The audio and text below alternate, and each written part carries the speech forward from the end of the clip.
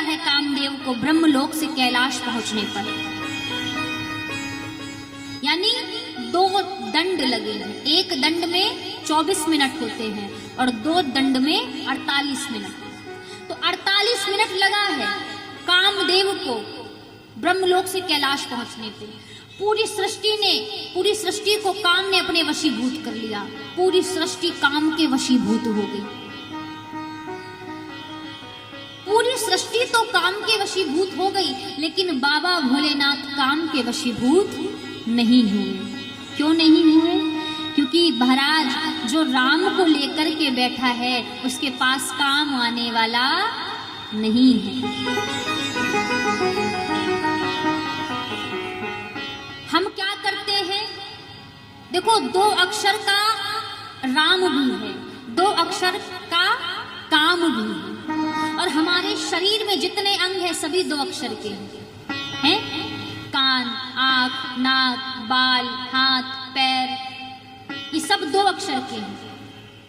राम भी 2 अक्षर का, काम भी 2 अक्षर का, और हमारे शरीर में जितने अंग हैं सभी 2 अक्षर के हैं। तो महाराज इस 2 अक्षर वाले शरीर से हम 2 अक्षर वाले उस राम का नाम ले तो हमारा कल्याण होगा। लेकिन हम क्या करते हैं? इस 2 अक्षर वाले शरीर से 2 अक्षर वाले राम का नाम ना लेकर के 2 अक्षर वाले काम के पीछे भागते हैं, इसलिए हमारा कल्याण नहीं हो पाता है। आज पूरी सृष्टि को काम ने अपने वशीभूत कर लिया, लेकिन जिसको करने के लिए आया था वो तो महाराज आराम से बैठे हैं। वहां पर काम का लेश मात्र भी नहीं है। कामदेव आम के पत्तों पर, आम के वृक्ष पर चढ़ गया, पत्तों के पीछे छुप गया, अपने धनुष में 5 विषम प्रकार के बाण लगाए, कान तक खींचा और बाबा के वक्षस्थल पर प्रहार कर दिया।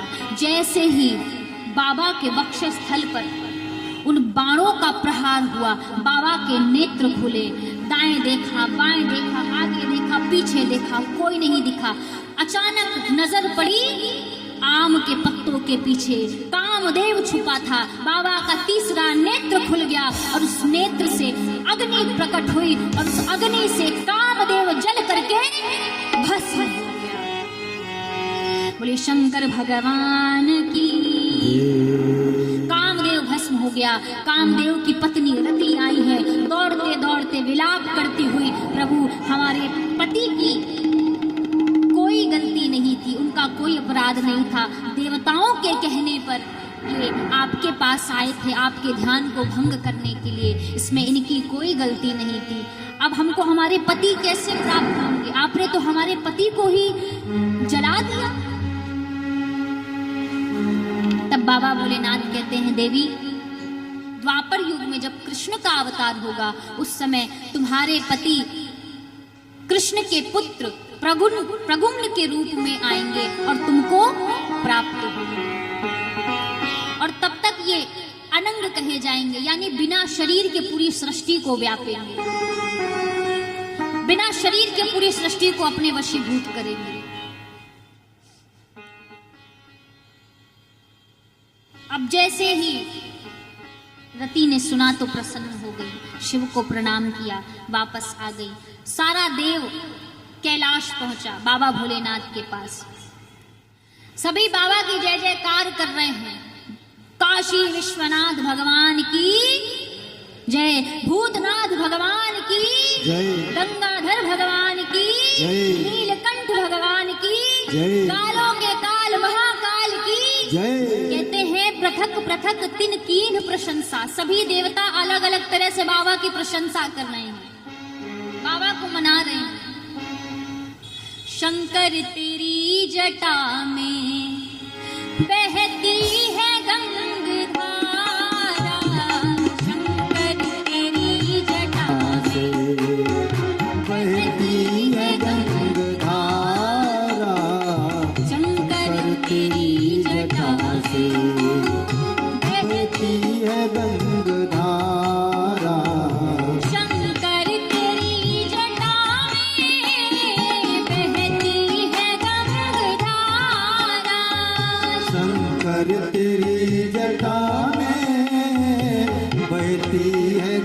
गंगधारा। शंकर तेरी जटा में बहती है गंगधारा। शंकर तेरी जटा में बहती है गंगधारा। काली घटा के अंदर, काली घटा के अंदर जिमिदामिनी उजारा। काली घटा के अंदर जिमदामिनी उजारा। शंकर तेरी जटा में बहती है गंगधारा। शंकर तेरी जटा से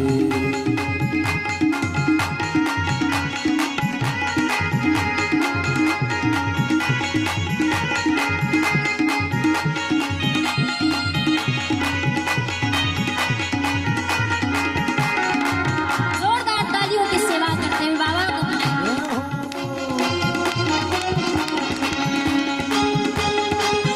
बोलो शंकर भगवान की जय।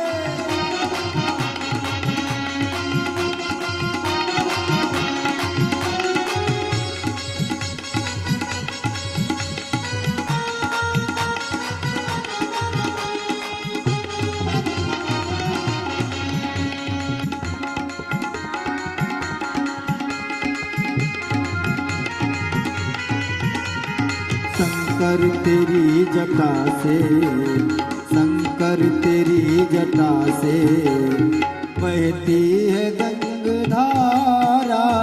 शंकर तेरी जटा से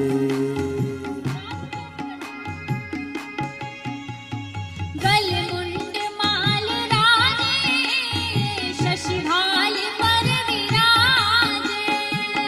मुंड माल लागे विराजे। गलमुंड माल राजे शशिभाल पर विराजे। गलमुंड माल राजे शशिभाल पे विराजे। डमरू निनाद बाजे, डमरू निनाद बाजे। कर में त्रिशूल भारा। डमरू निनाद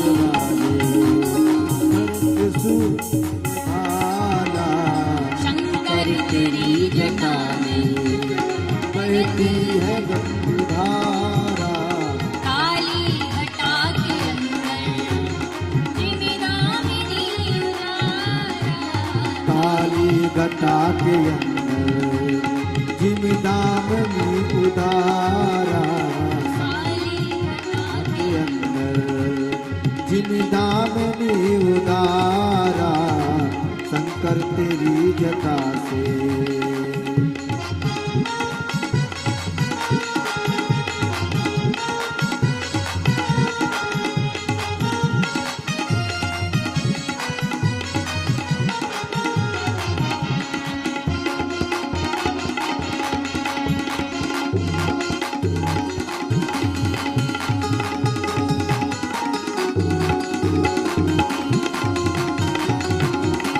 जय हो।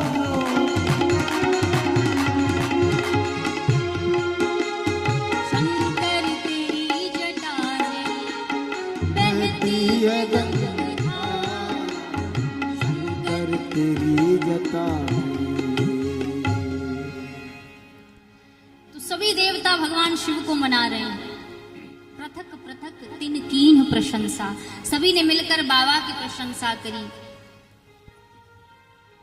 बाबा ने पूछा, कहिए कैसे आना हुआ।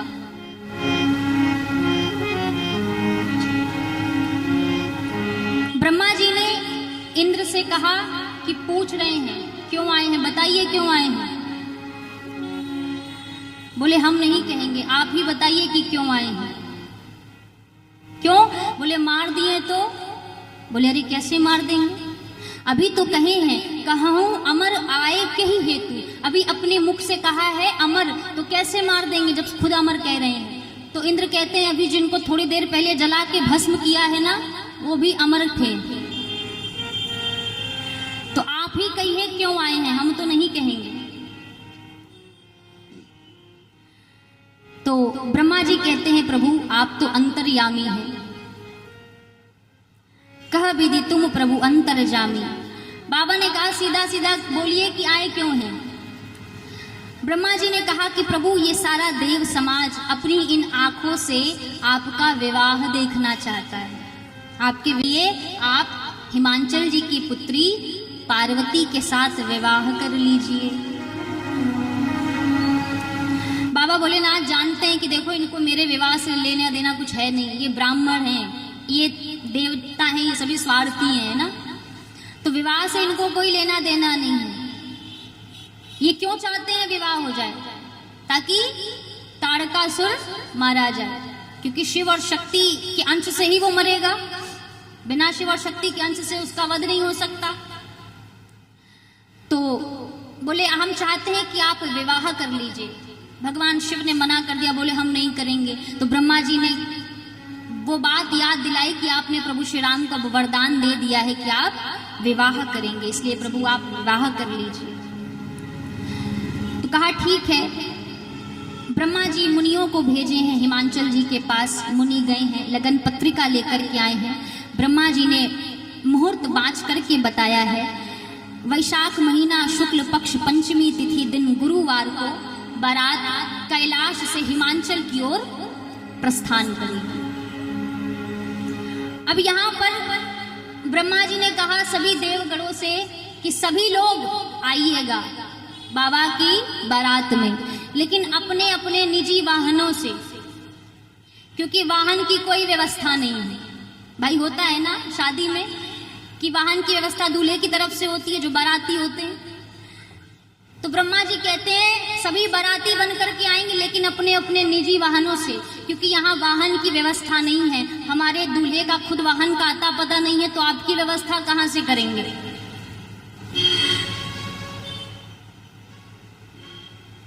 इसलिए सभी देवता आइएगा। अब महाराज विवाह का दिन आया, सभी देवगण प्रसन्न हैं, लगे सवारन सकल सुर वाहन। सभी देवता अपने अपने वाहनों को सवार रहे हैं। आकाश मंडल में अप्सराएं गान कर रही हैं, नृत्य कर रही हैं, ढोल नगाड़े बज रहे हैं। क्यों? क्योंकि आज बाबा का विवाह है। देखो आजकल क्या होता है कि जो शादी बारात का घर होता है वहां पहले संगीत का कार्यक्रम होता है। तो किसके घर होता है? दूल्हे के घर होता है या तो दुल्हन के घर होता है। लेकिन बाबा के ब्याह में संगीत का कार्यक्रम देवताओं के आकाश में हो रहा है, स्वर्ग में हो रहा है। करही अप्सरा गान, स्वर्ग में अप्सराएं गान कर रही हैं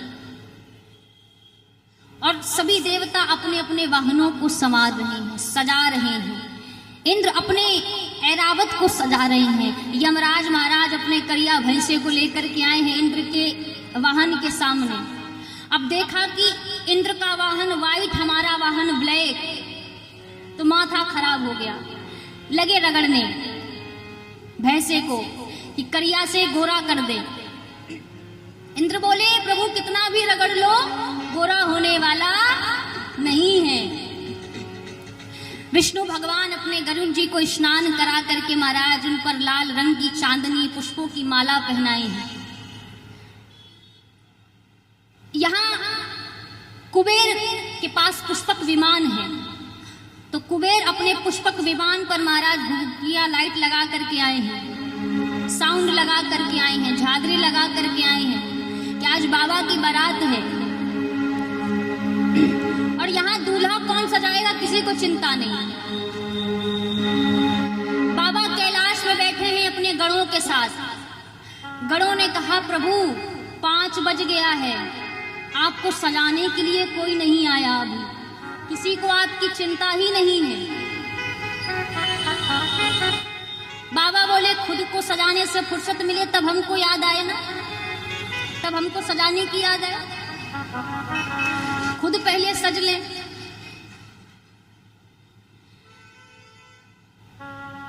भगवान शंकर ने कहा एक काम करो, मेरा श्रृंगार तुम लोग करो, क्योंकि मुझे वही सजा सकता है जिसने मेरे मन को जाना है। और भगवान शंकर के मन को उनसे, उनके गणों के अलावा भला कौन अच्छे से जान सकता है ना, कि हमारे बाबा कैसे हैं। तो बाबा ने कहा अपने गणों से कि एक काम करो, तुम लोग मेरा श्रृंगार करो। अब गण परेशान हो गए कि हम कैसे श्रृंगार करें, हमको तो कुछ आता ही नहीं है। जो साल भर में एक बार नहाता हो उसको स्वच्छ भारत अभियान का एम्बेसडर बना दिया जाए तो महाराज उसको तो फिर वैसे भी हाथ पैर कांपने लगेंगे। गण विचार कर रहे हैं, आज तक हमने खुद को नहीं सजाया तो हम बाबा को कहां से सजाएं। जैसे बाबा वैसे बाबा के गण। लेकिन बाबा भोलेनाथ कहते हैं कि हमको आप ही लोग सजाइए, आप जैसा सजाएंगे हमको अच्छा लगेगा। तो बाबा बैठ गए, अब गण बाबा का श्रृंगार कर रहे हैं। समझ में नहीं आ रहा, डिसाइड नहीं कर पा रहे कि कहां से शुरुआत करें। तो गणों की नजर सबसे पहले पड़ी उनकी जटाओं पर। काम दहन के समय जब उनकी जटाएं खुल गई थी तो सभी गणों ने कहा कि पहले इनकी जटाएं बांधी जाए। तो उनकी जटाओं को बांध करके उनको मुकुट का आकार दे दिया। एक गण बोला बस बस अब छूना नहीं, जैसे बना है ऐसा ही बना रहने दो, ये बाबा का मुकुट है।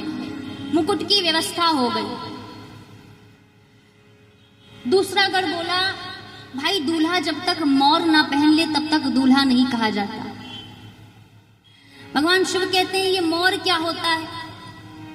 गण बोला प्रभु बस एक बार पहनना होता है, उसके बाद उसको गंगा जी में विसर्जन कर देना होता है।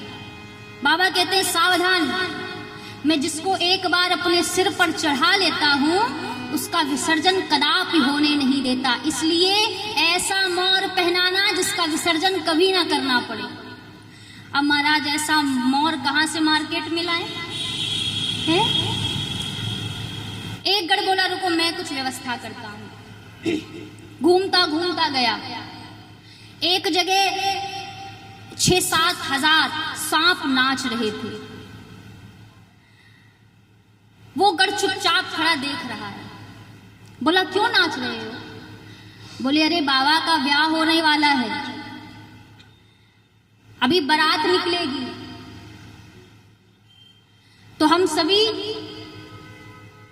बाबा के ब्याह में नाचने की तैयारी कर रहे हैं, डांस की प्रैक्टिस कर रहे हैं, अपना अपना हम सबको परफॉर्मेंस देना है। गण बोला अच्छा नाचो नाचो, खूब नाचो। अब उसमें से गण बोला सुनो, तुम में से जितने पतले पतले सांप है ना सब बाहर आओ।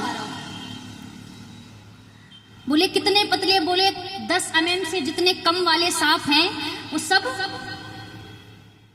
बाहर निकलो। तो महाराज उसमें से 250-300 सांप निकलकर बाहर आए। अब गण उनमें से बढ़िया बढ़िया सांप छाटने लगा। 40-50 सांपों को छाट करके बाहर निकाला, सबके सिरों को पकड़ा और बांधने लगा। सांप बोले ये हो क्या रहा है?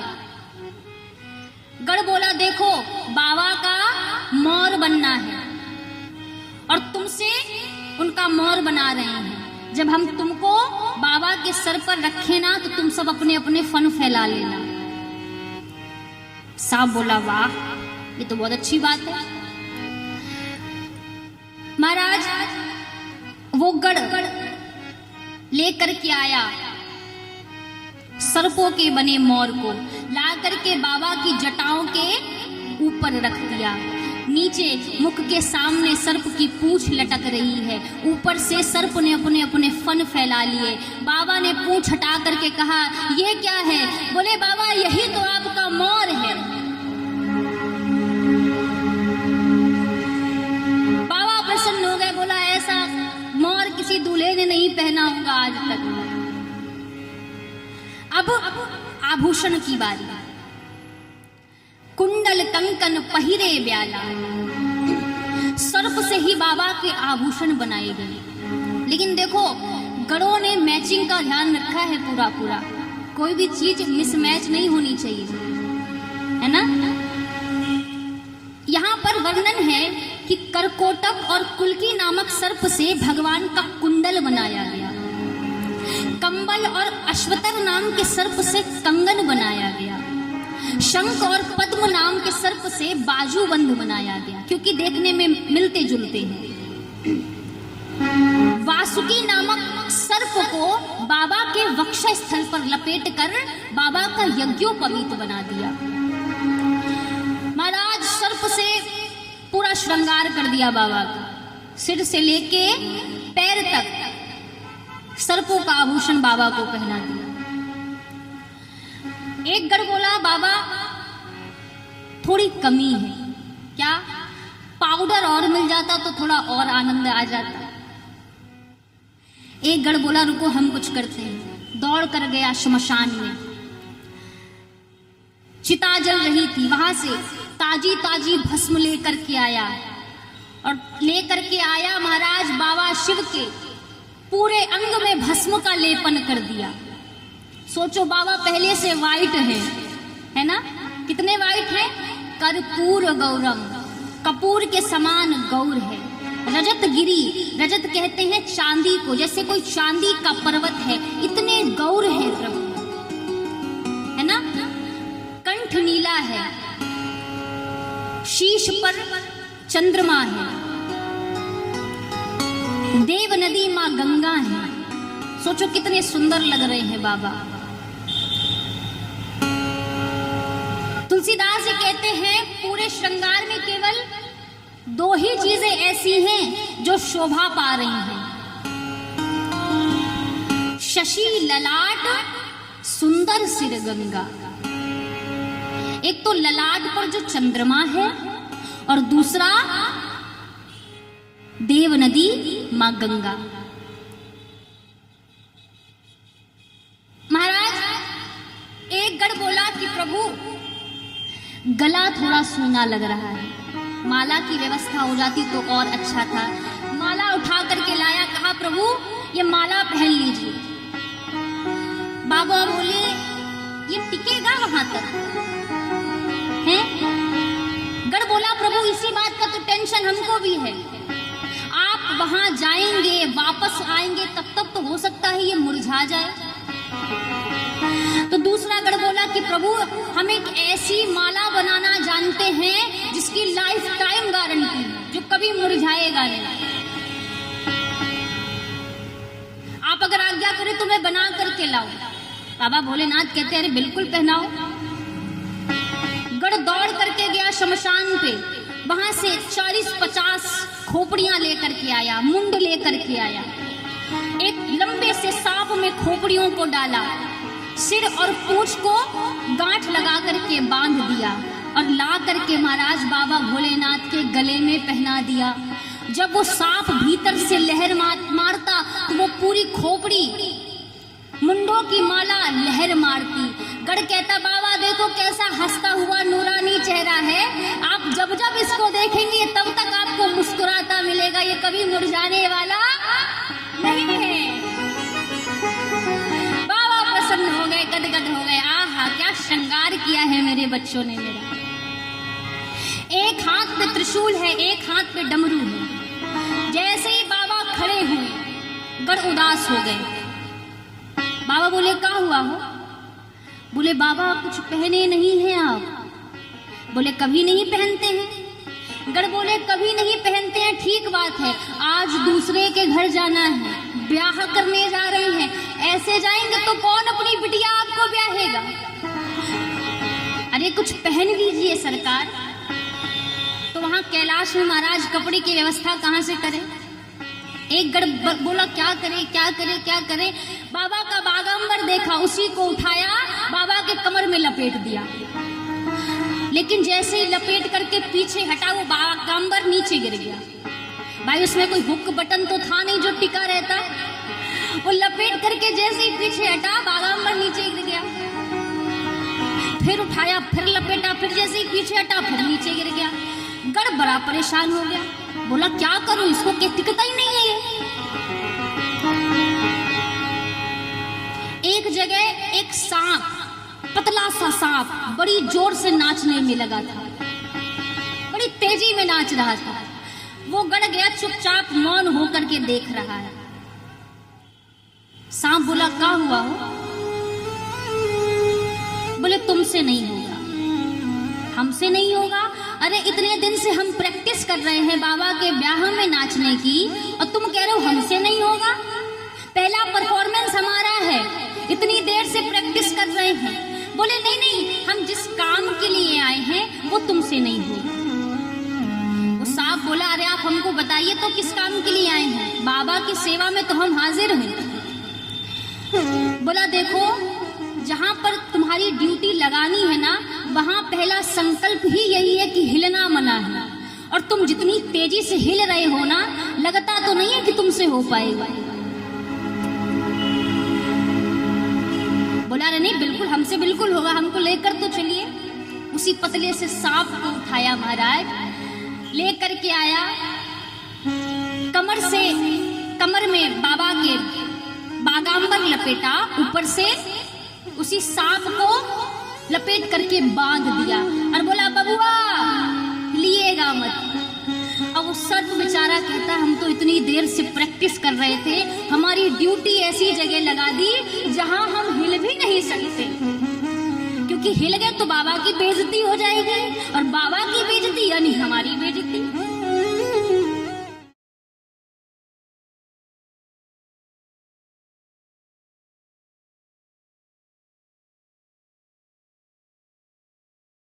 आनंद टीवी से जुड़ने के लिए आप हमें व्हाट्सएप करें 9277395752 पर।